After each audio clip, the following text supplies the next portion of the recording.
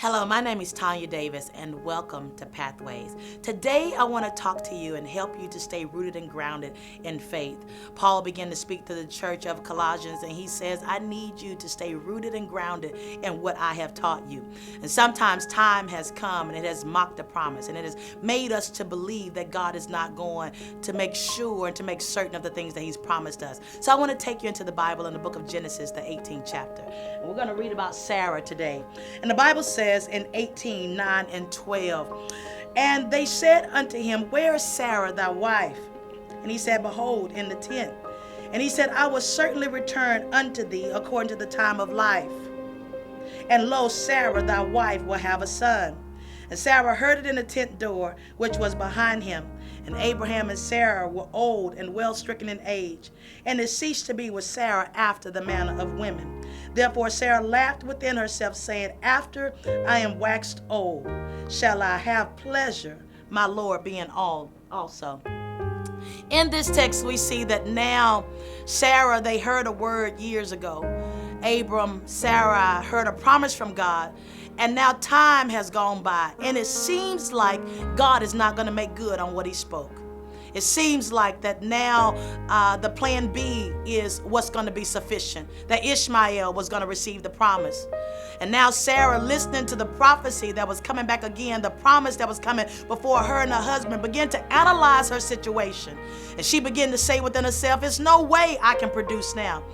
Sometimes we look at our resources, we look at our credit score, we look at how much money we have, we look at our resume, we look at our past, we look at our history, and we begin to disqualify why the promise cannot come to pass.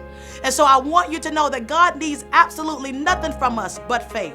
All he's asking us to bring to the table is that we will believe. And so in this, we see that Sarah begins to laugh because she says, it's no way, I can't do it, Abraham can't do it, so let's bring Hagar into the tent.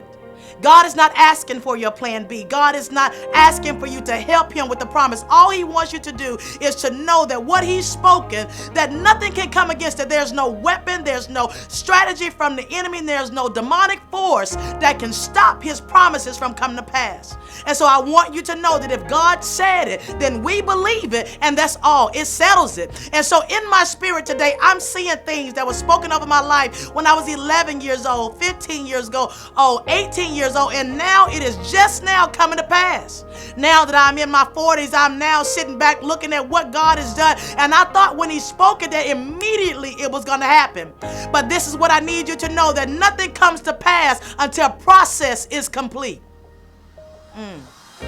So even though the word was spoken over my life, I had to be processed and I had to be groomed by grace. So that way I can actually sit in the promise, understand what God is doing in my life, and have clarity of what's around me, and then believe that whatever he's spoken, now he's building my faith. God does not give us something automatically without processing us through what it's going to take for us to hold the mantle.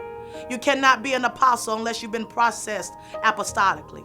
You cannot be a prophet unless you've been processed as a prophet should.